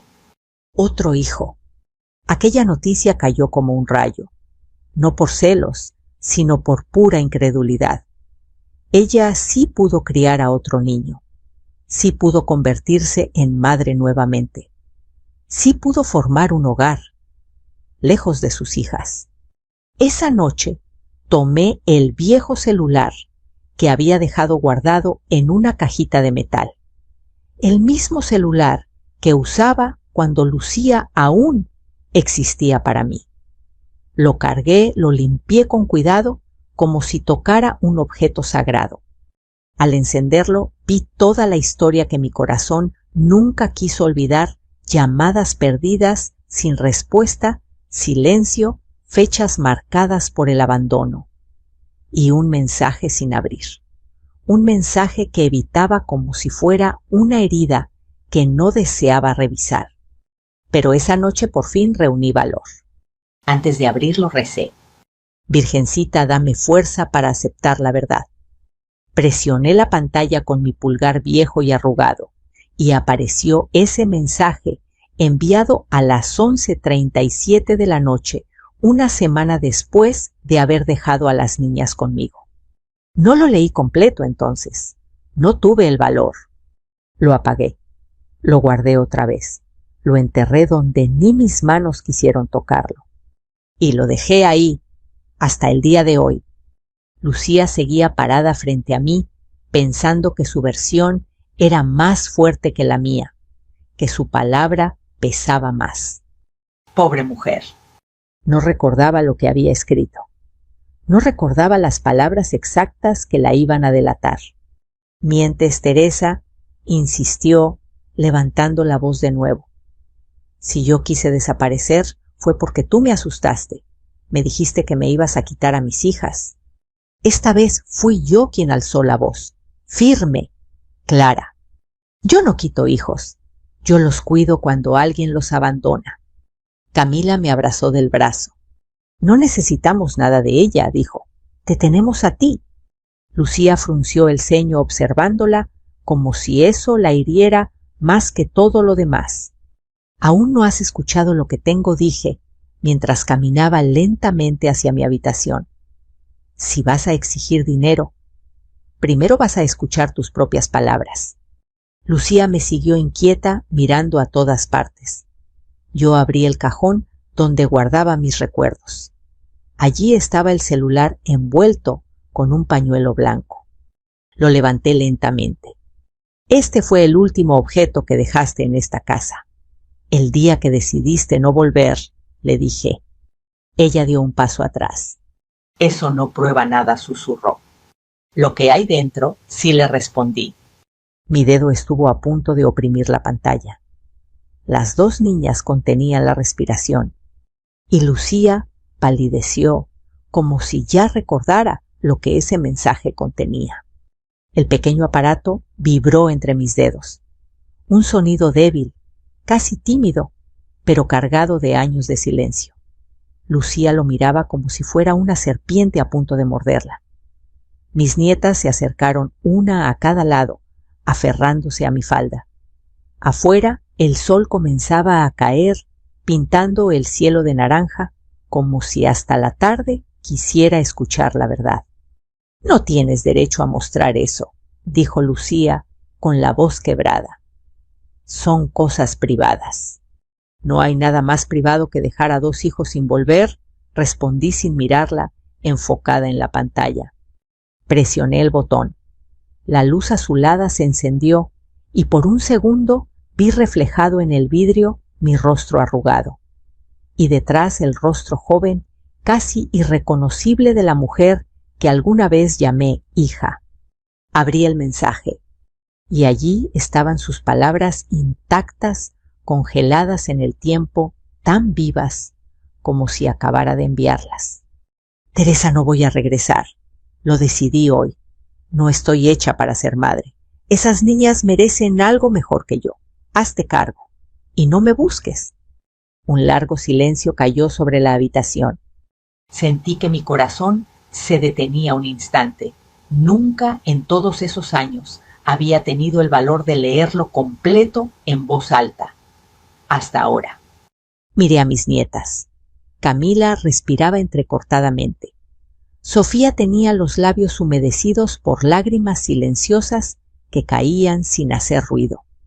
—¿Eso es verdad? —susurró Sofía. —¿Eso fue lo que escribió?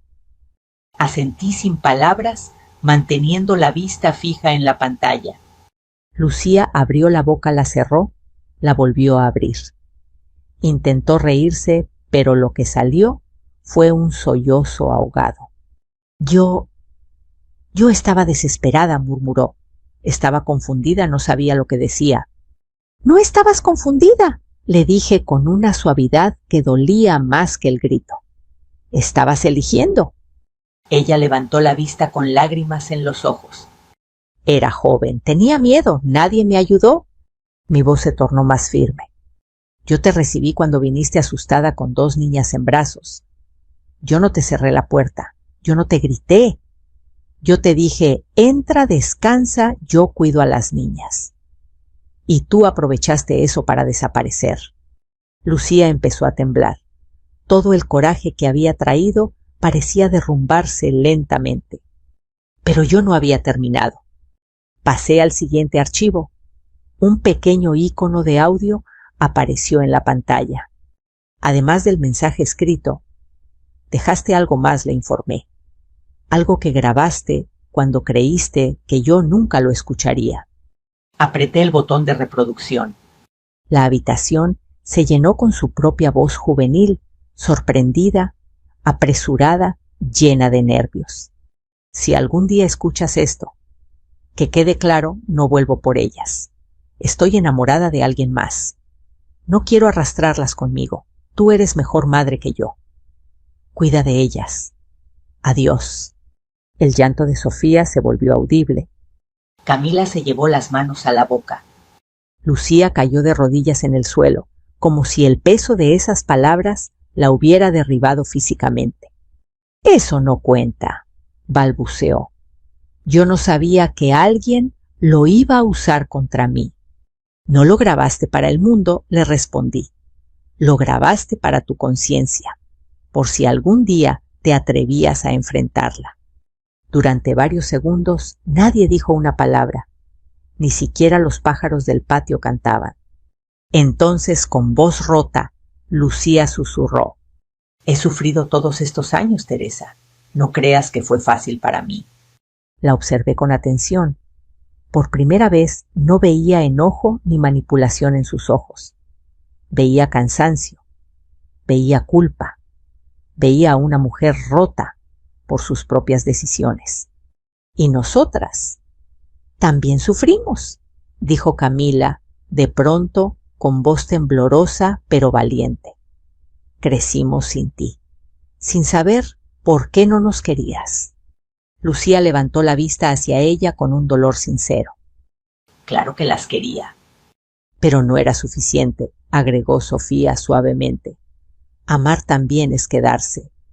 Esa frase salida de la boca de una niña de 9 años atravesó la habitación como una sentencia inapelable. Lucía se abrazó a sí misma, balanceándose ligeramente como una niña perdida.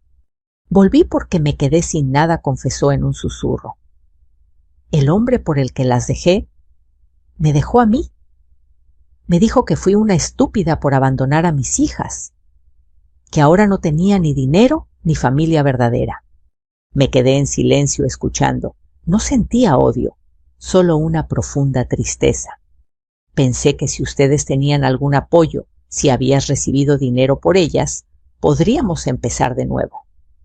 Pensé que tal vez, si te exigía algo, podríamos sobrevivir. La supervivencia no se construye sobre mentiras, le respondí, y menos sobre el dolor de tus hijas. Lucía levantó la mirada. Sus ojos estaban hinchados, enrojecidos, pero llenos de una súplica diferente. No vengo a llevármelas, dijo finalmente. No sería justo.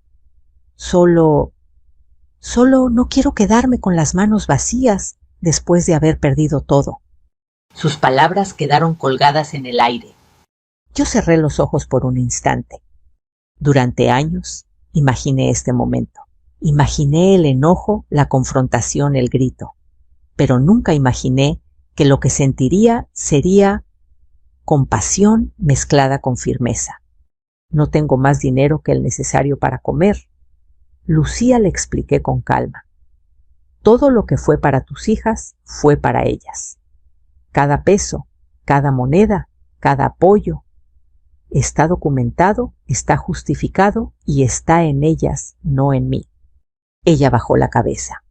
Entonces, ¿no me vas a dar nada? Me arrodillé frente a ella lentamente hasta quedar a su altura. Te voy a dar algo que tú misma te negaste hace años, le dije. La oportunidad de elegir bien a partir de ahora. Pero no será con dinero ni con chantaje. Será contigo, con tu conciencia. Lucía levantó la vista confundida. ¿Qué quieres decir? Respiré hondo y dije muy despacio. Si de verdad quieres reparar algo, empieza por esto. Deja de decir que te robé la vida. Di la verdad. Di que te fuiste. Di que decidiste no ser madre y acepta las consecuencias como yo acepté las mías. El viento entró por la ventana abierta y movió suavemente el mantel de la mesa. La casa entera parecía contener la respiración. Y entonces Lucía, por primera vez en muchos años, asintió, muy lentamente, como una niña aceptando su castigo, como una mujer entendiendo su error. Lucía permaneció en el suelo unos segundos más sin moverse, como si de pronto le pesara todo el pasado sobre los hombros. Yo seguía de pie frente a ella, el viejo celular aún en mi mano, sintiendo que cada palabra que había guardado ahí durante años, por fin había encontrado su lugar en el mundo. Mis nietas no se apartaban de mí. Podía sentir la tensión en sus pequeños cuerpos. Habían escuchado la verdad cruda, directa, sin adornos. La verdad que tantas veces quise protegerlas de conocer. Lucía finalmente alzó la vista. Sus ojos, antes llenos de soberbia, ahora estaban vacíos, derrotados. Entonces, todo este tiempo, ellas supieron que yo elegí irme, murmuró. No lo supe hasta hoy, respondió Camila, en un susurro sin crueldad, pero con una firmeza inesperada. La abuela nunca nos dijo que tú escribiste esto. Siempre nos decía que algún día volverías cuando estuvieras mejor. Esa frase me atravesó el corazón. Yo había sido culpable de una mentira piadosa durante años. Una mentira que buscaba salvarles el alma del abandono. Las protegí, susurré sin darme cuenta de que lo decía en voz alta. Las protegí de odiarte. Lucía desvió la mirada con un gesto de vergüenza que parecía sincero. Y yo no merecía esa compasión, admitió, ni esa paciencia. Un silencio largo se extendió entre nosotras. No era incómodo. Era un silencio lleno de cosas no dichas, de batallas que ya habían terminado. De pronto, la puerta de lámina chirrió ligeramente. Era doña Marta, mi vecina, quien siempre llegaba sin tocar cuando notaba tensión. ¿Todo está bien, Teresa?, preguntó mirando la escena con cautela. Sí, comadre, le respondí sin mirarla. Estamos resolviendo algo que llevaba muchos años pendiente. Lucía intentó ponerse de pie. Le temblaban las piernas. Doña Marta la miró de arriba abajo con cierto desprecio, pero se contuvo. Nunca pensé verla de nuevo por aquí, murmuró. Lucía no la miró. Ni yo imaginé tener el valor de volver, respondió en un hilo de voz. Me acerqué a la mesa y dejé el celular con cuidado, como si fuera una reliquia sagrada. Allí estaba todo, la prueba, la verdad, el peso de una historia que ahora al fin se revelaba sin máscaras. Lucía, le dije con voz serena, mis nietas son ahora mi vida. No puedes aparecer de la nada reclamando dinero o derechos que voluntariamente abandonaste. Si de verdad quieres un nuevo comienzo, debes entender que no te pertenece nada aquí, más que la posibilidad de pedir perdón, cuando ellas estén listas para escucharlo. Sofía apretó mi mano. Yo no estoy lista, dijo simplemente. Camila la imitó. Ni yo. Lucía cerró los ojos, aceptando ese rechazo sin protestar. Lo entiendo, susurró. No merezco nada más que su indiferencia. Sus palabras me sorprendieron. No había drama, no había reclamo, no había chantaje. Por primera vez hablaba como alguien que comenzaba a asumir su responsabilidad. He cometido muchos errores, continuó. El hombre por quien las abandoné me dejó en la ruina, me quitó todo, hasta el hijo que tuve con él. Me lo arrebató, diciendo que yo no estaba bien de la cabeza. Mi pecho se apretó al escuchar eso. No tengo trabajo estable. Vivo en un cuarto rentado sin nada. Y cuando supe que ustedes habían recibido ayudas del gobierno, pensé que tenía derecho, que podía reclamar una parte. Pero ahora veo que estaba equivocada. Respiró profundamente. No quiero dinero. Quiero saber si algún día mis hijas podrán mirarme sin ese dolor en los ojos. Era una pregunta simple, pero contenía toda su condena. Miré a Camila, luego a Sofía. Ellas no respondieron. No era su momento. No era su carga. Eso no depende de mí. Lucía, le dije lentamente, ellas crecerán, decidirán solas cuando sus corazones estén listos. Si algún día deciden abrir esa puerta. Lucía asintió con lágrimas silenciosas resbalando por su rostro. Entonces no regresaré, prometió. No volveré a traer dolor. Si algún día me buscan, estaré. Pero hasta entonces desapareceré otra vez.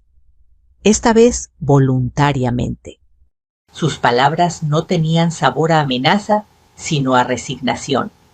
Antes de irme, añadió, quiero pedirte algo más, Teresa. La miré con desconfianza. ¡Dime! No les quites de la cabeza que alguna vez las amé. Aunque haya sido de una manera equivocada, yo sí las amé. Sentí que esa petición hendía algo profundo dentro de mí, pero no respondí, porque esa explicación no podía darla yo. Esa historia ya no me pertenecía. Lucía recogió su bolso del suelo, caminó hacia la puerta. Doña Marta se hizo a un lado al verla salir. El sol ya había comenzado a ocultarse. La tarde teñía de rojo el cielo, como si todo el pueblo presenciara esa despedida. Antes de cruzar el umbral, Lucía se volteó una última vez. Gracias por no odiarme, susurró. No tengo tiempo para odiar. Lucía, le respondí. Lo gasté todo en amar. Ella cerró los ojos, asintió y se fue. La vi desaparecer por la calle de tierra, cada paso más pequeño, más lejano, hasta que su figura se deshizo entre las sombras del atardecer. Mis nietas permanecieron en silencio. Camila fue la primera en hablar. Ya no va a volver nunca más. No lo sé, respondí con sinceridad. Pero ahora ustedes saben la verdad, y eso es suficiente para elegir su propio camino. Sofía me abrazó fuerte. Gracias por quedarte, abuelita. Ese abrazo fue la recompensa más grande que la vida pudo darme. Esa noche, sin decir nada, tomé el viejo celular y lo apagué para siempre. Ya no necesitaba esa prueba. Ya no necesitaba ese escudo. La verdad había sido dicha y escuchada. Y aunque la herida seguía ahí, abierta y profunda, también sabía que por primera vez en muchos años el aire en mi casa era más ligero. Pero lo que Lucía no sabía era que al día siguiente alguien tocaría a mi puerta con un documento en la mano. Un documento que definiría de una vez por todas el futuro de mis nietas. Y mi papel en él. A la mañana siguiente todavía sentía en la piel el eco de lo ocurrido.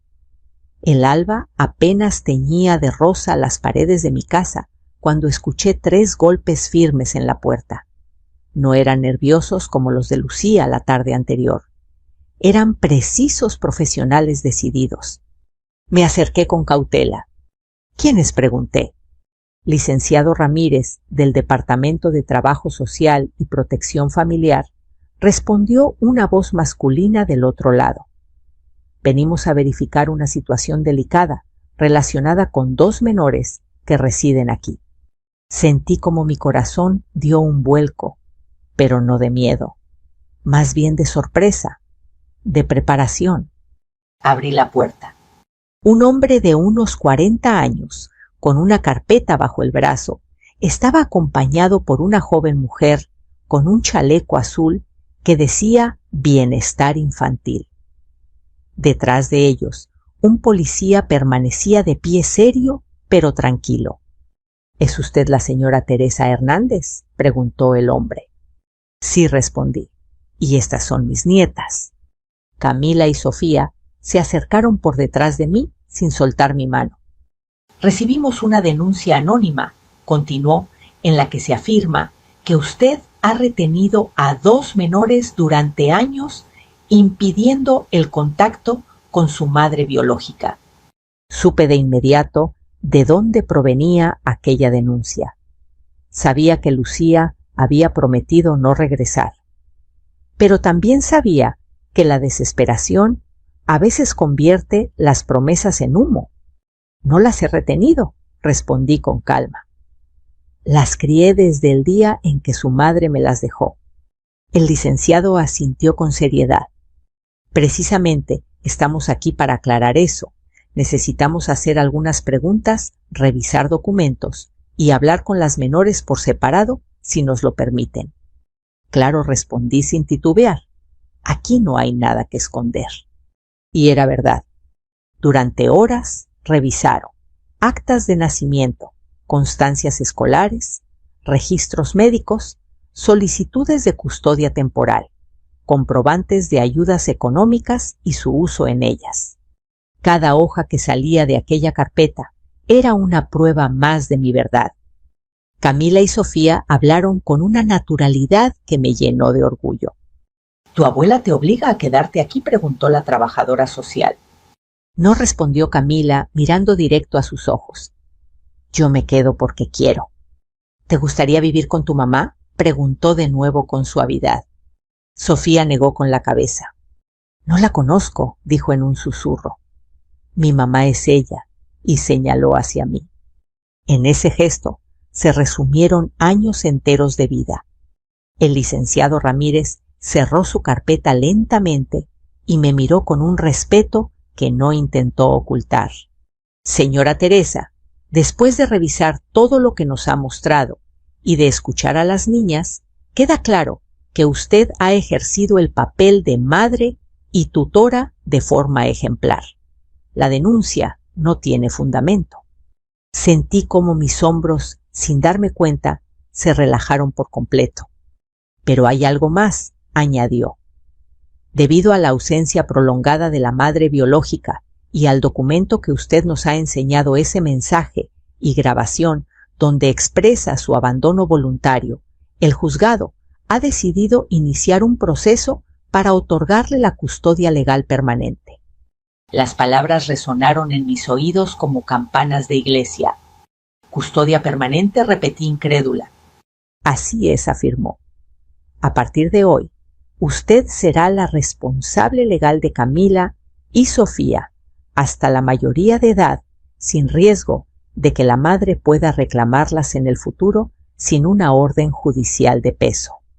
Las niñas me abrazaron al mismo tiempo, y por primera vez en muchos años sentí que el miedo se rompía definitivamente. Solo falta su firma aquí, dijo el licenciado, extendiendo el documento. Tomé la pluma con manos temblorosas y firmé. No con tinta, sino con historia, con lágrimas contenidas con promesas cumplidas. Cuando el hombre se retiró y la puerta volvió a cerrarse, la casa quedó envuelta en un silencio distinto. No era un silencio pesado. Era un silencio de paz.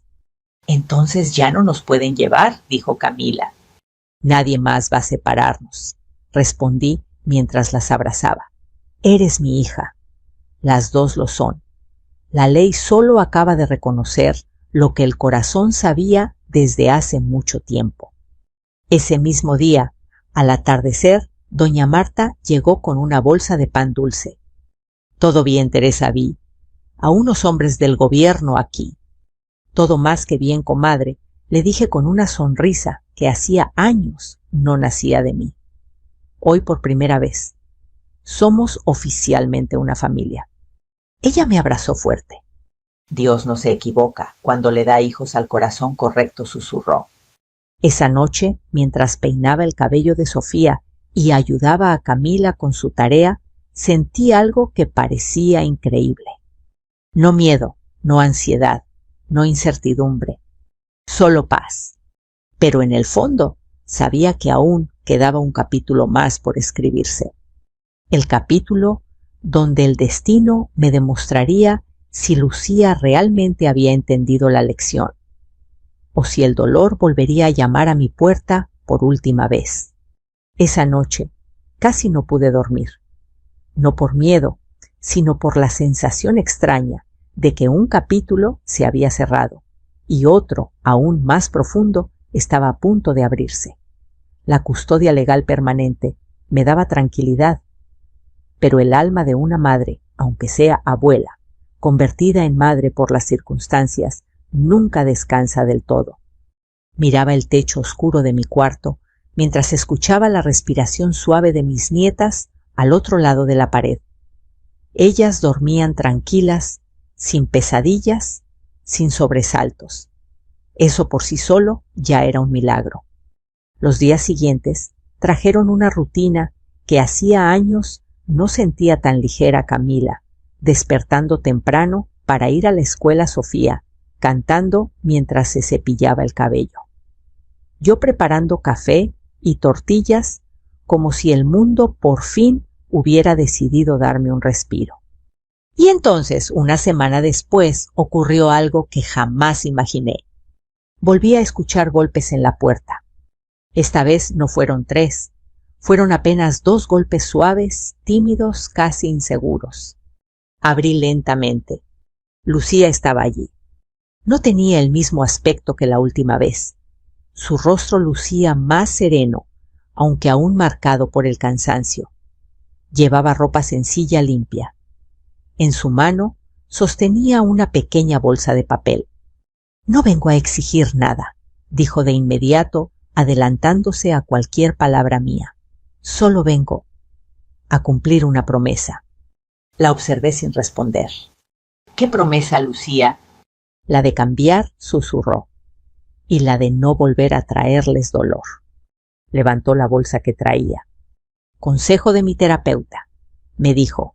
«Si vas a pedir perdón, hazlo con acciones, no con palabras. Aquí hay pan y leche, nada más. No dinero, no intereses, no condiciones». Sus manos temblaban ligeramente. «No es para ustedes», añadió. «Es para que sepas que ya no quiero quitar. Solo quiero empezar a devolver lo que pueda, aunque nunca alcance». Guardé silencio. Mis nietas no estaban en casa en ese momento. Habían salido con la vecina. Quizás el destino quiso darnos ese momento sin testigos. «Lucía», dije finalmente, «el daño que hiciste no se borra con pan y leche». Lo sabía, ella también. «Lo sé», respondió sin discutir. «Pero las reparaciones no siempre empiezan con grandes gestos. A veces empiezan con cosas pequeñas humildes, constantes». Asentí lentamente. «¿Dónde estás viviendo ahora?» «En un cuarto cerca del mercado. Trabajo en una clínica. Aprendo a valerme por mí misma. Ya no dependo de ningún hombre». Sus palabras no traían orgullo, traían conciencia. «No vengo para que me perdones», continuó, «ni para que vuelva a ser su madre. Solo quiero que sepas que voy a respetar la decisión del juez y la decisión de ellas. Nunca volveré a reclamarlas, ni a pedir dinero, ni a intentar cambiar su vida. La miré fijamente. Eso es lo más sensato que te he escuchado decir en años. Lucía bajó la mirada, porque por primera vez ya no estoy huyendo de mis errores. Estoy caminando hacia ellos. Guardó silencio unos segundos y luego agregó algo que no esperaba. Quiero firmar algo más. Más. Sacó un papel de su bolso. Es una renuncia definitiva, notariada. Ya no hay espacio para dudas legales. No quiero que algún día piensen que quisiera volver a atacarlas por la custodia. Quiero que estén completamente libres de mí, hasta que ellas, si algún día desean verme, me lo pidan por voluntad propia. Leí el documento. Estaba en regla. Al verle la decisión, no sentí odio, tampoco felicidad. Sentí algo parecido a alivio. Déjalo en la mesa, le dije. Lo guardaré con los demás documentos. Ella obedeció, dejando el papel con respeto, casi como si fuera una ofrenda. Antes de irse, hizo algo que nunca había hecho en toda su vida adulta. Inclinó ligeramente la cabeza ante mí. Gracias por ser la madre que yo no pude ser, susurró. Y se marchó sin dramatismo, sin gritos, sin lágrimas excesivas, sin exigir ni prometer. Solo se fue. Los días se convirtieron en semanas, las semanas en meses, y por primera vez, Lucía cumplió su palabra. Nunca volvió a presentarse sin ser llamada, nunca provocó un problema, nunca envió mensajes, nunca preguntó por el dinero. Camila ganó un reconocimiento en la escuela. Sofía comenzó a destacar en música. Yo volví a sonreír con la ligereza de quien deja de vivir con miedo. Hasta que un día, mucho tiempo después, Sofía me preguntó algo que tardaría en responder. Abuela, ¿crees que algún día podría conocer a mi mamá sin que eso te haga daño? La miré con ternura. Mi amor. Ninguna decisión de amor sincero me hace daño. Si tú sientes que quieres conocerla, estaré a tu lado para sostenerte, no para detenerte.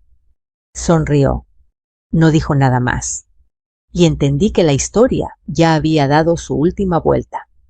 Algunas personas vuelven para destruir, otras vuelven demasiado tarde, y unas pocas regresan transformadas no para recuperar lo perdido, sino para comprender que el amor verdadero no se exige, se espera o se pierde. Hoy, al recordar todo lo que pasamos, ya no siento rencor, siento aprendizaje. Mi vida no fue perfecta, pero fue justa.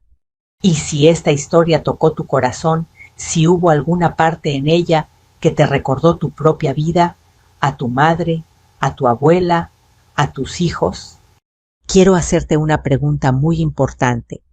¿Desde qué ciudad me estás escuchando hoy? Déjamelo saber en los comentarios. Puedes compartirla con quienes la necesiten.